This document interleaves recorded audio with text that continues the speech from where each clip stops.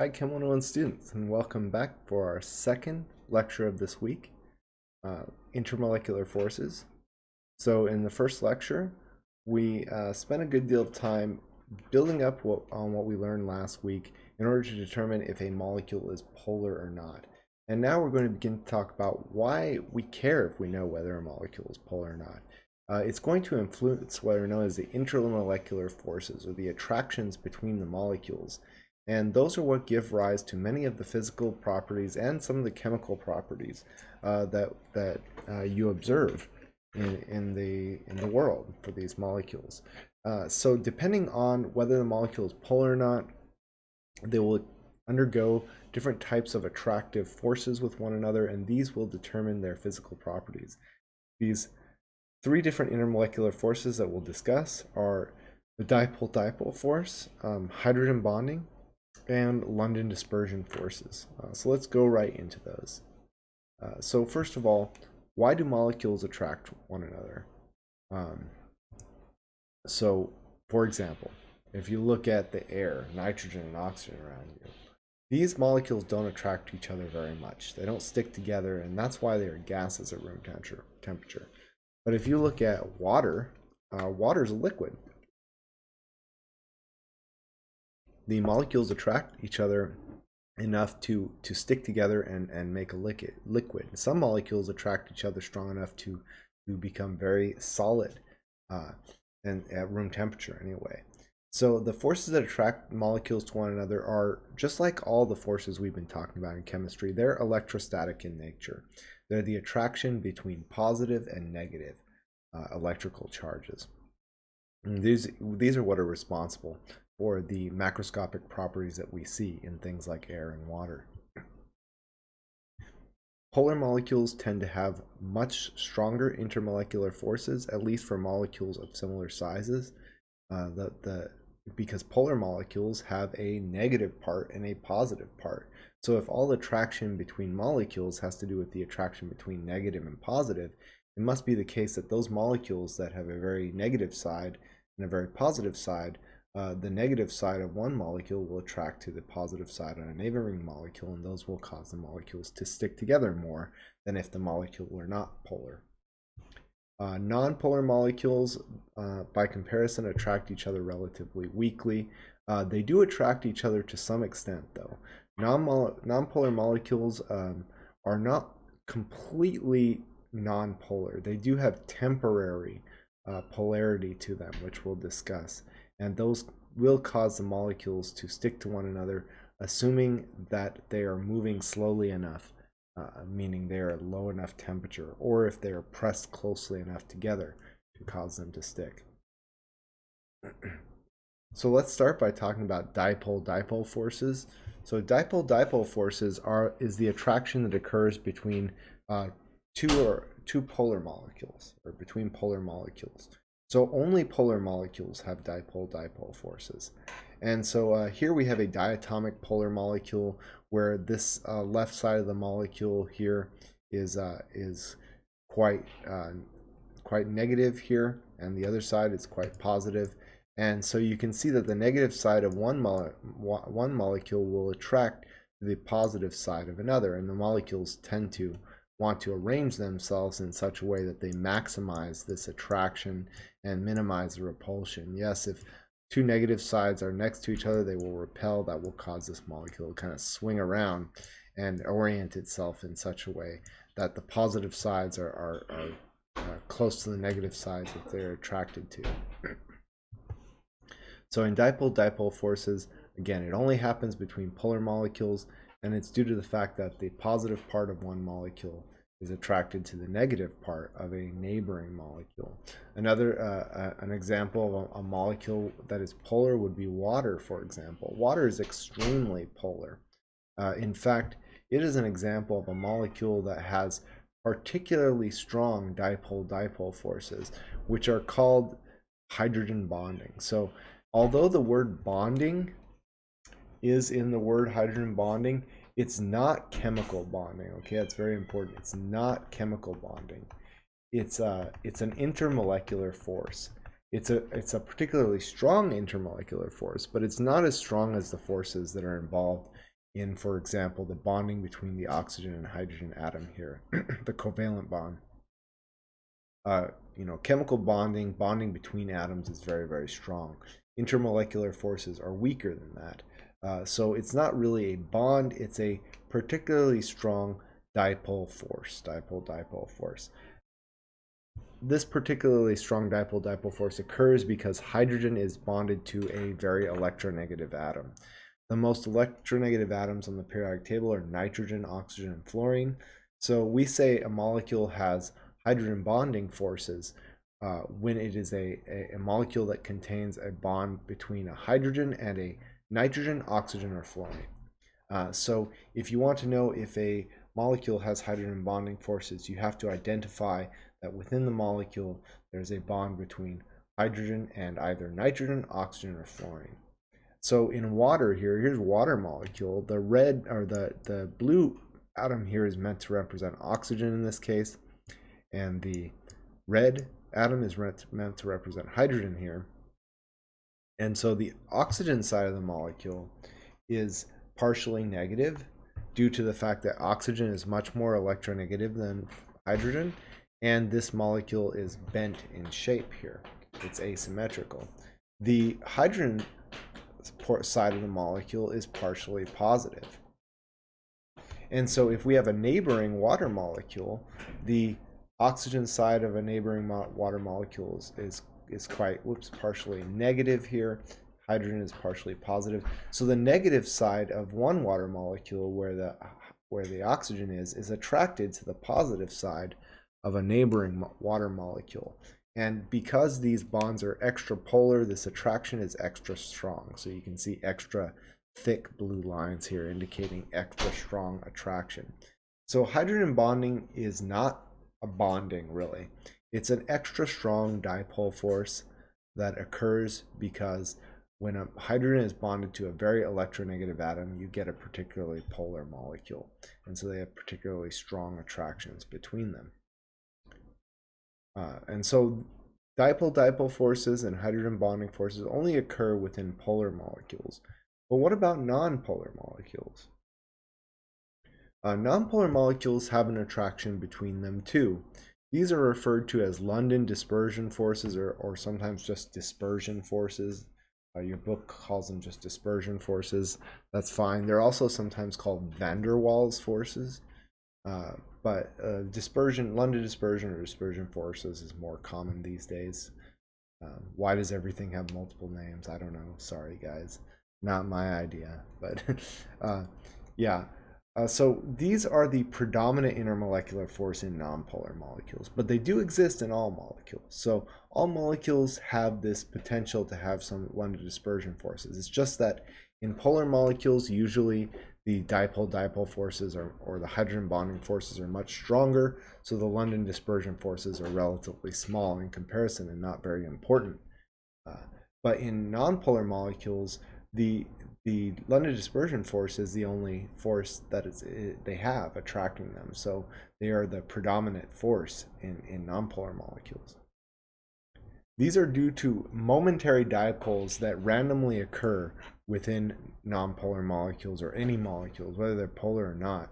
But polar molecules have permanent dipoles. Nonpolar molecules can only have momentary dipoles.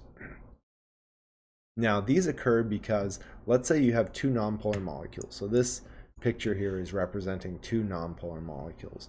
Well, the electrons are whizzing around or outside the nuclei. So the gray part here is the nucleus, and the electrons are whizzing around all around them here. And just by chance, it may occur that at some moment in this molecule right here, there are more electrons on one side of the molecule than on the other, just by random chance, because the electrons are moving around, whizzing around, and then suddenly, just by chance, there's more electrons on this side, less electrons on this side.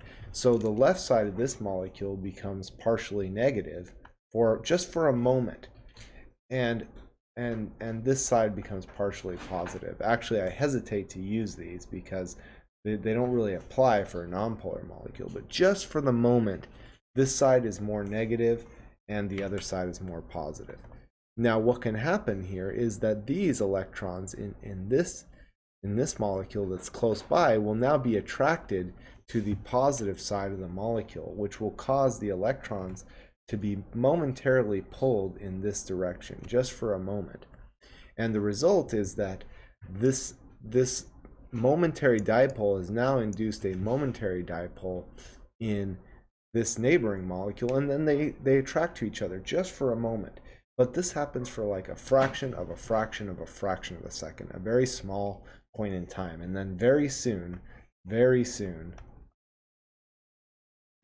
they go back to being, nonpolar like they are. So this is due to a momentary dipole in a molecule, just due to random chance of the electrons going more to one side than the other. Now, unlike dipole-dipole forces, dispersion forces depend on the size of the molecule and how spread out the molecule is.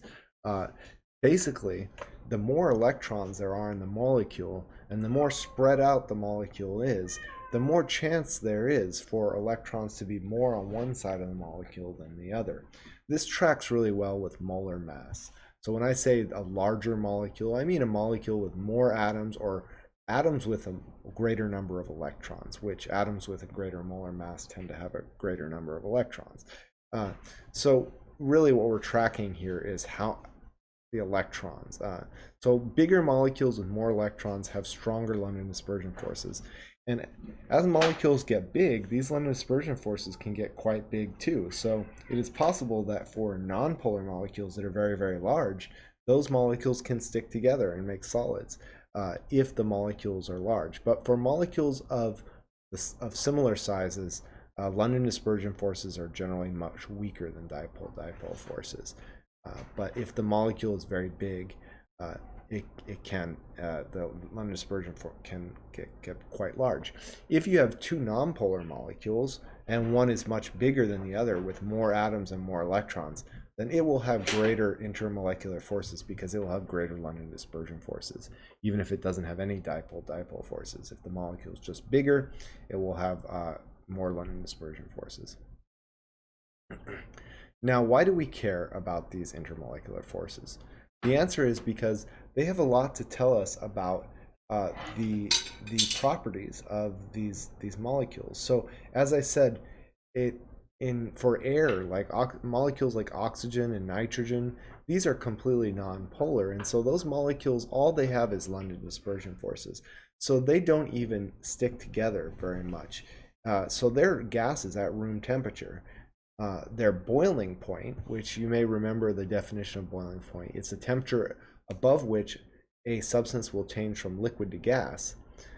For oxygen, or for nitrogen, let's say, which is a primary component of air, its boiling point is negative 196 degrees Celsius, or 77 degrees Kelvin. So it is obviously a room temperature. It's gaseous.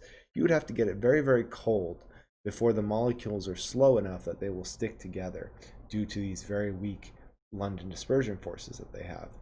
However, water has a boiling point. As you can see here, you have to heat up water to boil it. It is a liquid at room temperature, and that's because water is H2O. It has hydrogen bonding forces in it due to the hydrogen-oxygen bond, so its intermolecular forces are much stronger. Therefore, water is a liquid at room temperature. Its molecules stick together much more than nitrogen molecules do. And so that's why you observe water as a liquid at room temperature. Its boiling point is much higher. It's 100 degrees Celsius to boil water. You have to get the molecules moving a lot faster before they whiz by each other without sticking together very strongly. Also related to this is melting point. So the melting point of a substance is the temperature above which it will change from a solid to a liquid. So the melting point for water is 0 degrees Celsius. The melting point for sugar, however, which has very, very strong hydrogen bonding forces, is higher than that. You have to heat up sugar to melt it quite hot. And so Stronger intermolecular forces result in higher boiling points and melting points. And so what you observe is that depending on the strength of the intermolecular forces, a substance may be a solid, a liquid, or a gas at room temperature.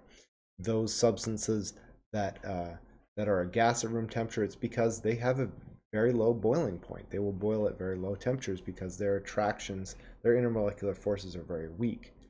For a substance like water, which is liquid at room temperature, its boiling point is 100 degrees Celsius, fairly high, you have to heat it up to boil it.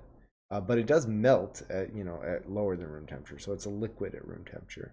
For sugar, for example, sucrose, table sugar, it has very strong hydrogen bonding forces, and so they're so strong that it is a solid at room temperature. So its melting point and boiling point are even higher than those of water. So the take-home message here is the stronger their intermolecular forces, the higher the boiling point, the higher the melting point. You have to get it to a higher temperature to get it to change from solid to liquid to gas. And that is why you observe different states of matter for substances. It depends on their intermolecular forces or their bonding forces in the case of ionic compounds. So we've been talking all about covalent compounds up to this point. In the next slide set, I'm going to wrap this all together and talk about both chemical bonding forces and compare them to intermolecular forces and see the result that has on various substances that you observe all the time. Finally, other physical properties that depend on the intermolecular forces: surface tension. So surface tension is higher for liquids with higher intermolecular forces. For substances with higher intermolecular forces, surface tension is a property of liquids. It's the force required to disrupt the surface of a liquid due to the attractive forces between the molecules. So as we saw, water has quite strong hydrogen bonding forces, and so its surface tension is quite high. And for that reason, leaves can float on top of the water, or bugs like this. It's because you can see that it requires a greater force than the weight of the bug to disrupt the intermolecular attractions between the water. So the bug can simply float on the water in this way. Vapor pressure that we talked about in the gas chapter is also related to intermolecular forces. And so vapor pressure is a pressure that gases exhibit above a liquid in a closed container. And vapor pressure is lower for liquids with higher intermolecular forces because you can think about it. If you have, the liquid molecules here in a closed container, you have the liquid here, and the molecules are trying to escape. The more they escape, the higher the vapor pressure, right? But if the intermolecular forces are very high, then it's very difficult for these molecules to escape and go into the gas phase. So the vapor pressure will be lower if the intermolecular forces are higher, because fewer molecules will be able to escape from the very attractive forces of the liquid. So for example, when we're considering vapor pressure, water has a relatively low vapor pressure compared to like alcohol, for example. If you sniff a bottle of hard alcohol, you can really smell the ethanol, the alcohol coming out, because its intermolecular forces are weaker than those of water. You can't smell the water coming off as much. The vapor pressure for water is much lower than it is for alcohol. So deciding which molecule has the highest boiling point, for example, this will depend on the strength of the intermolecular forces. So what you need to do is decide what kind of intermolecular forces exist within these compounds, and then decide which has the stronger intermolecular forces overall, remembering that dipole-dipole forces and especially hydrogen bonding dipole-dipole forces are stronger for molecules of similar size than London dispersion forces. So let's let's figure out what are the intermolecular forces. So again, we've got a long road to figuring out what the intermolecular forces are, because first we have to figure out if the molecule is polar or not. And that involves quite a few steps, right? Okay. So we have methane here. If we want to draw its little structure, we need the valence electrons, covalence number. We have 1 carbon atom and 4 hydrogen atoms. And if we go back to our periodic table, we see that carbon has group number 4, hydrogen is group number 1. So carbon atom has 4 valence electron, hydrogen atom has 1 valence electron. We have 1 carbon with 4 valence electrons. 1 times 4 is 4. We have 4 hydrogens, each with 1 valence electron. So that's 4 from the hydrogen for a total of 8. Covalence number for carbon is 4. We would need 4 more to have 8. For hydrogen, it's always 1. So we put the carbon in the middle and we surround it with hydrogens. And at that point, that's it. We've put down our 8 valence electrons, 2, 4, 6, 8. And carbon has 4 bonds, hydrogen each has 1. And everyone has an octet, or carbon has an octet, hydrogen has its 2. And so we're done. So our bonds that we have here are carbon-hydrogen bonds. Carbon-hydrogen bonds. The electronegativity for carbon is 2.5. So going back to the electronegativity table, 2.5 for carbon, and for hydrogen, it is 2.2. 2.5 minus 2.2, that difference is 0.3. So this doesn't even have any polar bonds. So we can already know right away that it's not polar. So in terms of polarity, number 1, does it have any polar bonds? No. So we already know it's not polar. We can check the second, the symmetry, but if it doesn't have any polar bonds, it can't be polar anyway. It needs to meet both conditions. We should just check out the shape anyway. So X here, X is 4 atoms bonded to the carbon, E is 0. So this is a tetrahedral shape. Tetrahedral. And the tetrahedral shape is symmetrical, and so it also doesn't meet the second condition. So this is a nonpolar molecule. So it has its intermolecular forces are only dispersion forces. It only has, oh, this looks terrible.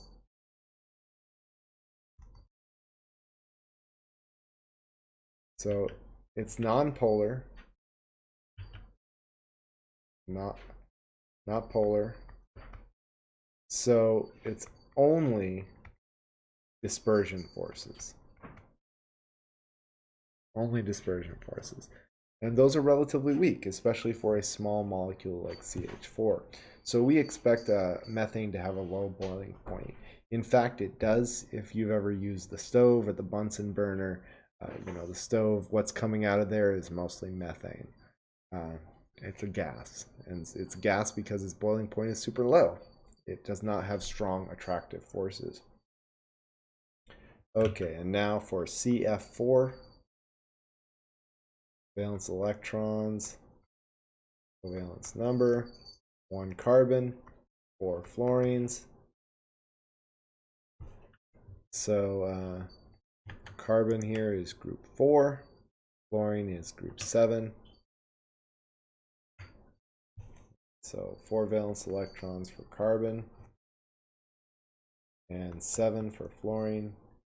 1 times 4 is 4, 4 times 7 is 28, 32. And the covalence number is, again, we look right here, it's 4 for carbon, and fluorine would need 1 more to have 8, so it's 1 for fluorine. With the carbon in the middle, fluorines around, and then we give the fluorines lone pairs till they have an octet. Got 2 in the bond, so it needs 6 more. We do that to all the fluorines.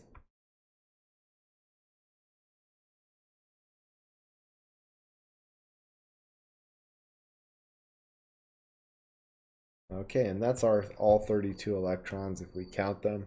Carbon's making 4 bonds, fluorine's making 1, so we're good there. And everyone has an octet, so we're good. Now in terms of the shape, like the CH4, X is 4 atoms bonded to carbon, E is 0, no lone pairs on the carbon, and so our shape here is tetrahedral. And now we should check, do we have any polar bonds? So our bond that we have here is only one type of bond. It's carbon to fluorine. And the electronegativity value for carbon is 2.5, as we saw before. For fluorine, it is 4.0.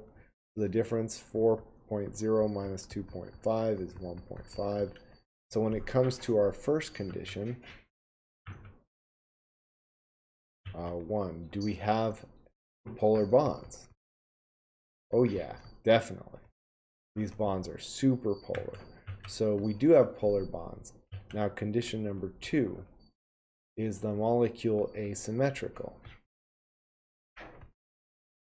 Is it asymmetrical meaning not symmetrical? No, it's not asymmetrical. It is symmetrical because it's a tetrahedral in shape and all the atoms are the same. Even though the bonds are extremely polar, this is a 4-way tug-of-war in 3D space, and nobody's winning. Because tetrahedral is a symmetrical shape, as long as all the atoms are the same, they all pull against one another, and no one wins. So this molecule is not polar, and it has only dispersion forces. Now, its dispersion forces will be slightly stronger than those of CH4 because fluorine has more electrons in it than hydrogen does. Hydrogen only has 1 electron, but each fluorine atom has 9. And so its dispersion forces will be slightly higher than CH4, so it will have a higher boiling point, but not significantly higher. Now next is this molecule Br2O. Okay, so it has 1 oxygen and 2 bromines. Now oxygen is in group 6 and bromine is in group 7. So each oxygen has 6 valence electrons, each bromine has 7.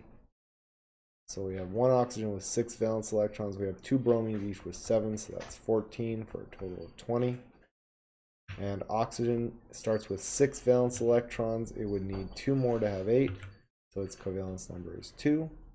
And bromine starts with 7 valence electrons, it would need 1 more to have 8, so its covalence number is 1. Oxygen, which has the highest covalence number, will go in the middle. Bromine on either side. Again, the shape you draw this doesn't matter. I just happen to know it's bent, so I drew it that way. Now we're going to put electrons on the outside atoms first, so they have an octet. So now bromine has an octet, 2, 4, 6, 8.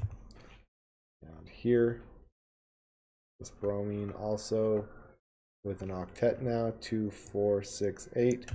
That's 16 electrons. We've got 4 more to put, and those will go on the oxygen.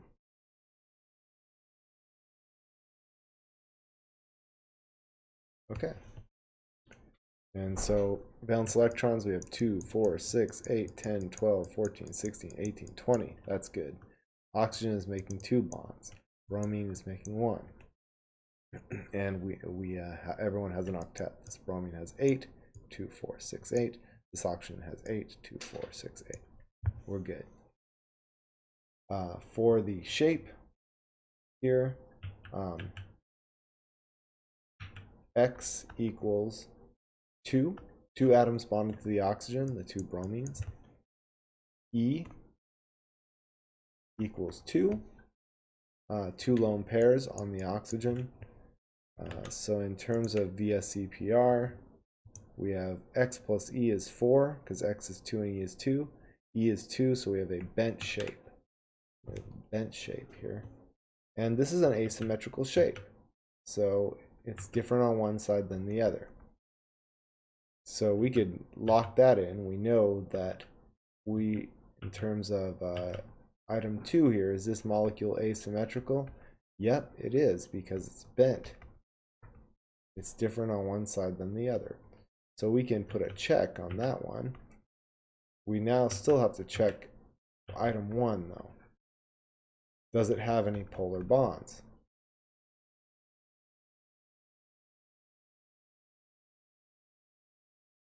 And so we got to look at the only bond we have. It's oxygen to bromine.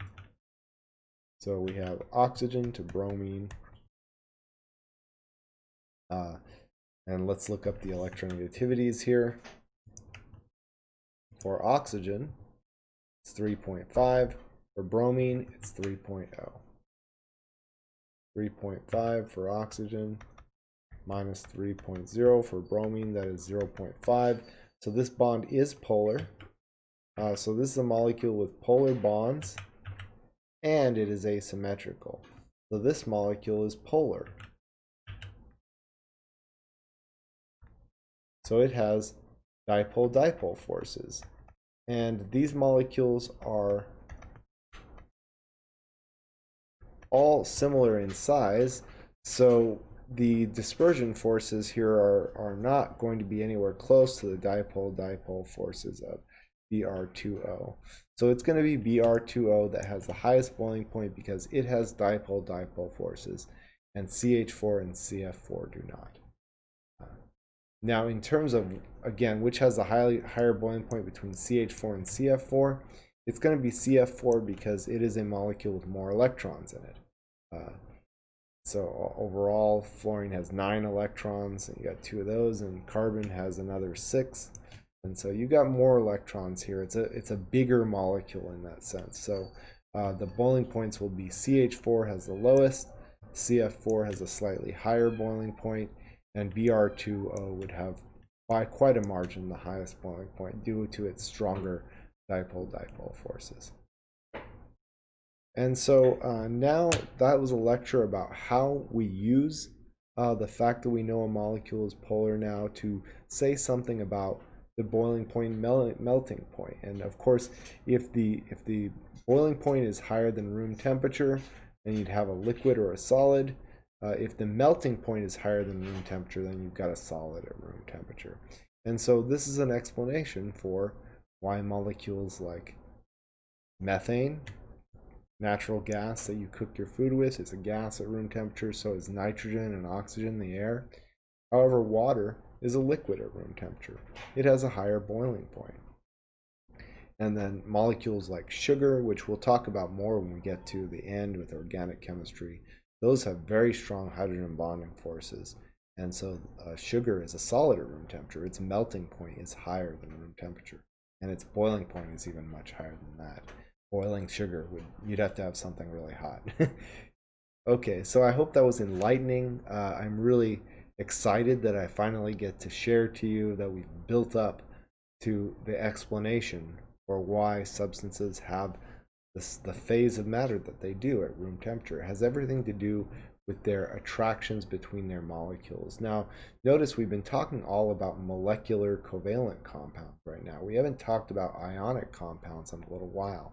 In the next lecture, I'm going to now compare the bonding forces between ions, for example, and the bonding forces within molecules to intermolecular forces or attractions between molecules. And we'll finally have an explanation for the structure of all compounds or all elements and compounds based on their bonding versus their intermolecular forces for molecular compounds. So I'll see you in the next lecture.